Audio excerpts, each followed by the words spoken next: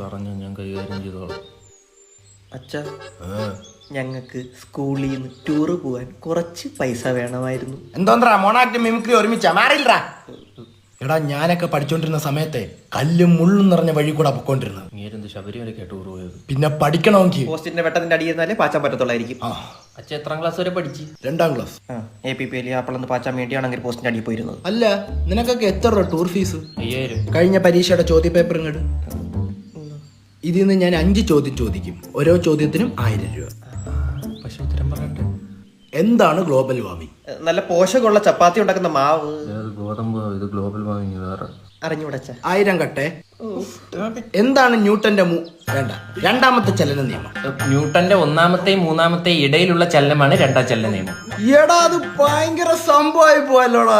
അത് ഭയങ്കര സംഭവമായിരുന്നു. അന്ന് അവധിയൊക്കെ ഉണ്ടായിരുന്നു. 2000 കട്ടെ.